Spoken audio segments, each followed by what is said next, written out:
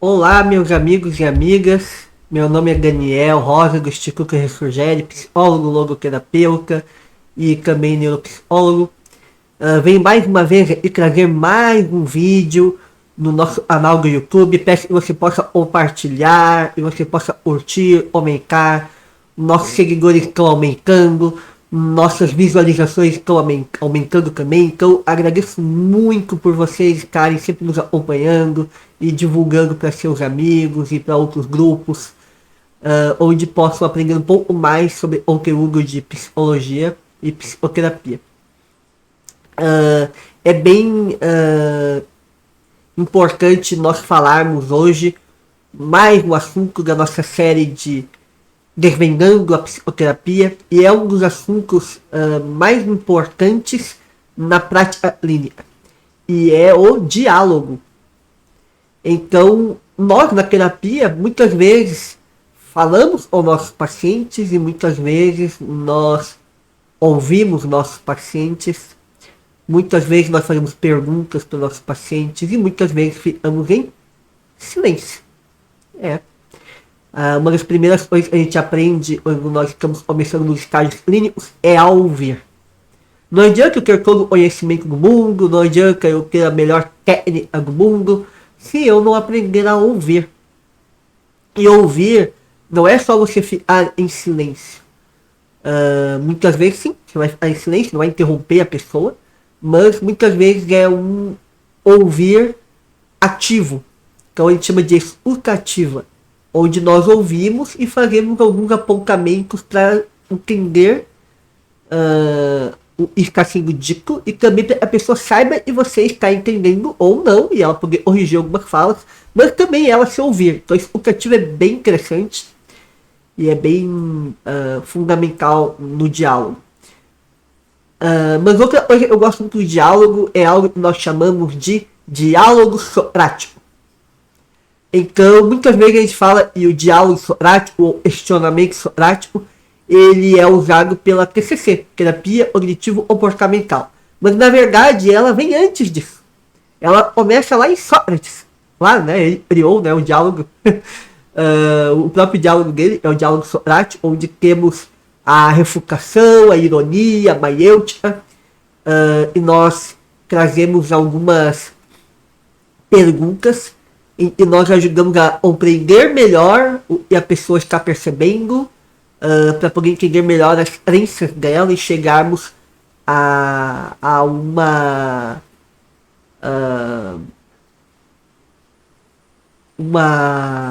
pensamento, uma crença, um olhar, uma perspectiva mais saudável. E aí nós vamos fazer algumas perguntas tanto para compreender quanto para ajudar a fazer algumas modificações cognitivas, para a pessoa possa olhar a vida, as situações e ela mesma por outra lente, outra perspectiva. E depois de Sócrates, muitas pessoas usaram o diálogo dele como seguidores dele, os discípulos dele, né? E os discípulos dos discípulos dele. E aí chegamos lá na terapia, onde nós vemos Alfred Adler, que foi o psicanalista e saiu, já se afastou do Freud, e ele criou a psicologia individual. E lá ele começou a usar o diálogo socrático. Então ele começou a fazer algumas perguntas, primeiro para refutar alguns pensamentos, algumas ideias irracionais, e depois para trazer uma maiêutica, dar a luz, como diz a palavra, né, o parco, dar a luz ao conhecimento, ao verdadeiro conhecimento. O conhecimento é uma perspectiva, é uma crença mais saudável. E depois, ele não trabalhava só isso, ele trabalhava outras questões conscientes também, ele também é psicanalista. E aí chegou um momento em algumas abordagens e se afastaram um pouco dele para ter outros olhares, como a logoterapia do Viktor Frankl, começou a usar também o diálogo socrático. Então o Viktor Frankl usava muito o diálogo socrático. A base de toda a logoterapia é o diálogo socrático. E outras abordagens que começaram a usar esse diálogo socrático após o Frankl, como o Albert Ellis, da terapia racional emotiva, ou depois terapia racional emotiva comportamental, a CREP. E depois, logo em seguida, um pouquinho depois dele, foi o Aaron Beck, o ATCC. E aí temos outras abordagens hoje em dia que também usam a o diálogo socrático como uma base da terapia. Mas, Daniel, e seria o diálogo socrático? Né? Eu dei umas palhinhas ali rapidinho, seria a ideia da ironia, da refutação. Algumas deixaram a ironia um pouco de lado, né? A TCC do Aaron Beck deixou um pouco a ironia um pouco de lado, ou mais na ideia da refutação. Por isso que muitas vezes é usado mais o questionamento do que o diálogo, para refutar algumas ideias, algumas crenças. O Aaron Beck, ele trabalhou muito bem e ajudou muito bem nessas ideias de questionar crenças e tal.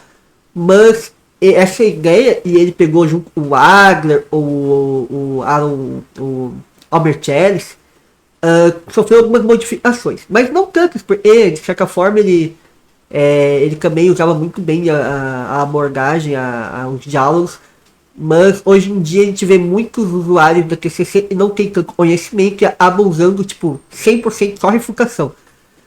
E a ideia de questionar para a pessoa perceber o irracional é aquilo ali, para modificar crenças.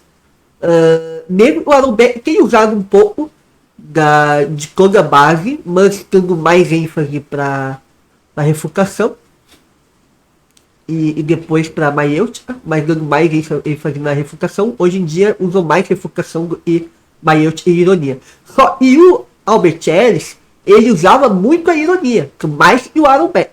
E isso sofreu uma certa crítica, porque ele usava muito o humor. A ironia é meio que usar o humor saudável, tá? Não um humor de deboche ou algo assim, mas um humor saudável para ironizar algumas coisas e dizer, opa, isso aí chega a ser hilário até, porque não faz sentido.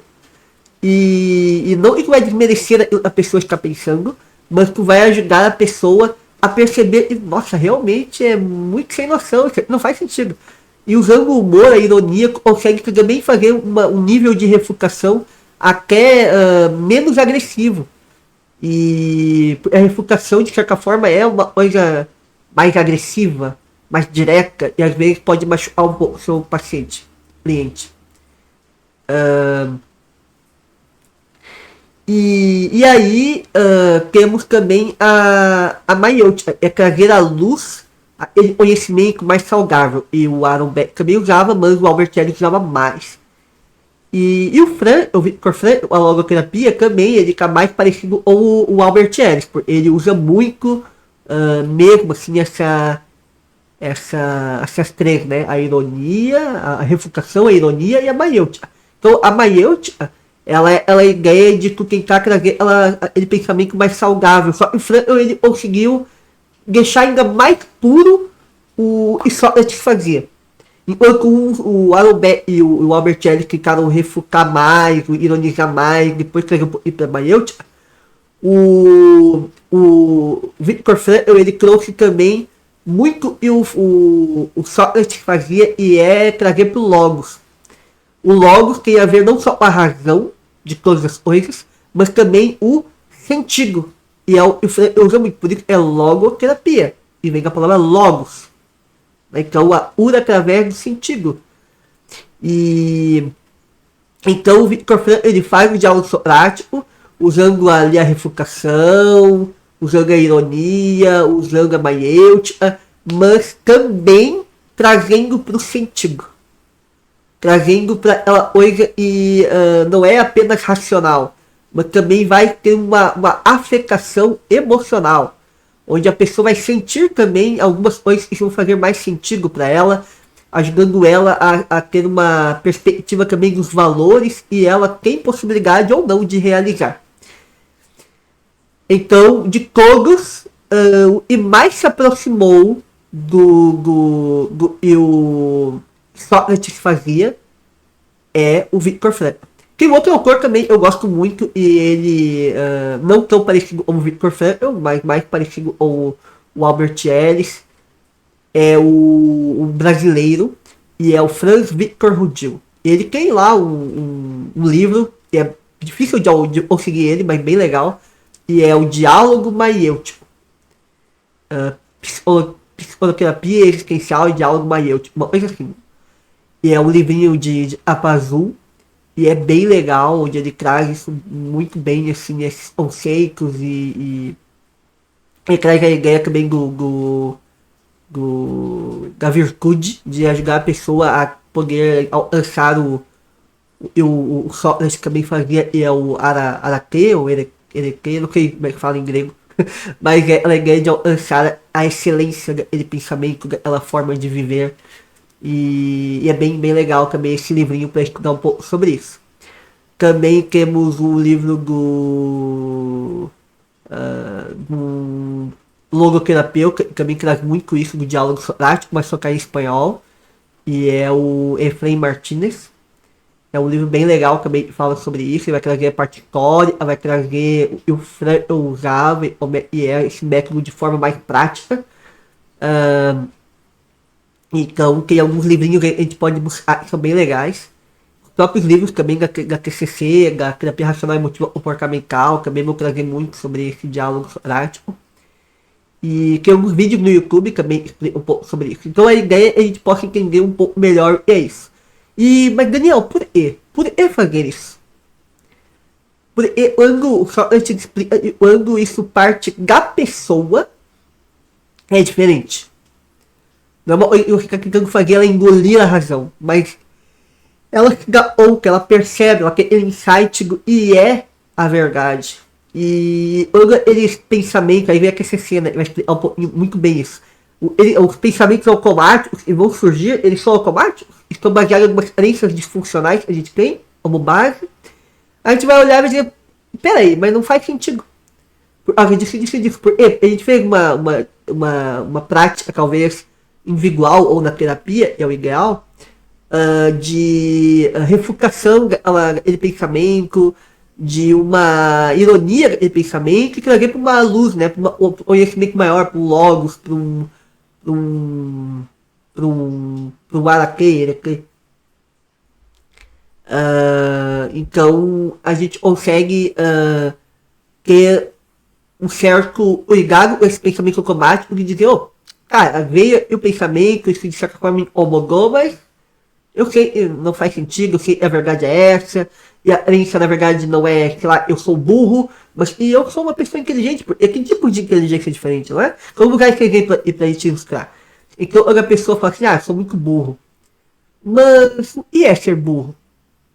Então a gente vai usar algumas palavras assim, o i, né, o i é, como é isso, então como é ser burro pra você? Ser burro é porque eu não sei fazer, eu não tiro notas boas. Então, fazer notas boas, pode repetir um pouco as palavras, né? Fazer notas boas, tirar notas boas, significa que uma pessoa é burra. Não tirar notas boas significa uma pessoa burra. É isso aí, certo. Mas existem pessoas que tiram notas ruins, talvez em matemática, mas que tiram notas boas em ciências ou em português e se tornam muito bons naquilo. Existe. Então a gente poderia dizer que essa pessoa é burra? Não. Mas talvez a gente poderia dizer que ela não é tão boa em matemática? Sim.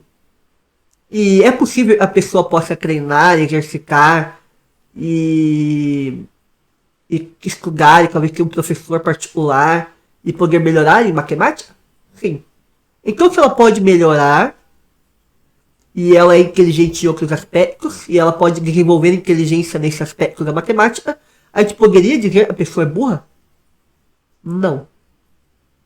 Opa, então se a gente não pode dizer que a pessoa é burra, você é burro? É burra? Não, eu não posso dizer. Então a gente consegue usar pela refutação, pelos argumentos, por esse diálogo. Por isso eu gosto mais da palavra diálogo e questionamento. O questionamento é tu pegar e fazer um monte de perguntas, o diálogo tu vai trocando ideias com a pessoa, e é mais o Sócrates e o Victor fazem, né? O Sócrates fazia, o Victor fazia, ele já faleceram, mas é mais essa ideia, e realmente ficar questionando. Cara, não faz sentido. Faz sentido isso daí? E começa o questionamento talvez um pouco mais agressivo. E tem um cuidado. E não estou dizendo que a TCC faça dessa forma, mas alguns fazem, e que cuidado se você é da TCC. A gente tem esse olhar do diálogo. Diálogo é o importante. E o Aaron Beck fazia, o Albert Ellis fazia.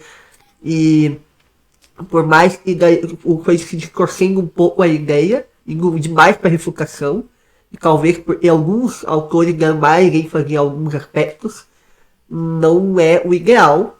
O ideal é sempre usar o diálogo maiêutico de uma forma completa.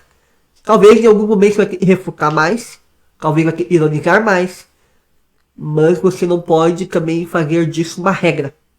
Todos eu vou pegar e vou, né, encher de questionamento até a pessoa ver o quão ignorante ela é.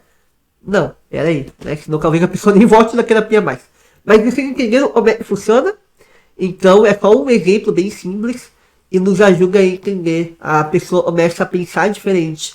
Talvez ela ainda vai pensar em algum momento como eu sou burra, e a gente vai reforçar esse diálogo com ela. A gente vai ver outras coisas que estão afetando esse pensamento, essa crença de que ela é burra. E aí a gente vai trabalhando até o momento que ela consegue fazer por ela mesma. Ah, como eu sou burra. Não, mas peraí, eu não sou burra não. E aí ela vai lembrar dos argumentos, aquele diálogo que a gente teve, e ela mesma vai fazer esse autodiálogo, né? Ela fala consigo mesma. E aí aos poucos essa crença vai perdendo força, e uma outra crença mais funcional, e o Albert Ellis falava muito, né? E não é ideia só de mudar a crença disfuncional, mas é também desenvolver uma crença funcional. E aí ela vai ver, e opa, eu não sou burra, eu sou uma pessoa que tem dificuldades, mas eu sou inteligente em outras áreas, e nessa eu posso me desenvolver. Então, desenvolver uma crença mais saudável e perdeu a força de uma crença mais disfuncional. E se tornou, né, uma crença mais funcional ali. Então é isso. Espero que tenham gostado. Eu gosto muito desse assunto. E eu gosto muito de Sócrates, eu gosto muito da filosofia, porque traz muito esse olhar. E a psicoterapia, ela tem, com certeza, uma grande relação com a filosofia, muito por suas origens e também por algumas técnicas, como o próprio diálogo socrático. Certo? Espero que tenham gostado. Não esqueça de curtir, de compartilhar. Vai ser muito importante o seu comentário também. E divulgar para outras pessoas, porque o nosso desejo é que você tenha o melhor conhecimento de psicoterapia e de psicologia no geral. Não esqueçam de assistir também o nosso site. De assistir não, né? De entrar no nosso site, institutoressurgere.com, onde vocês vão poder ter outros conteúdos, também alguns cursos, grupos de estudo e outros tipos de grupos que a gente vai lançar aí nas próximas semanas. E você vai gostar muito também do Instituto. Temos a nossa rede social também, Instituto Pouco Ressurgere, é lá o Instagram. Também vocês podem mandar mensagem, vai ser um prazer trocar ideias com vocês, responder perguntas também. E tenho certeza que nós vamos poder ter muitos momentos especiais juntos de aprendizado. Até a próxima e uma ótima semana.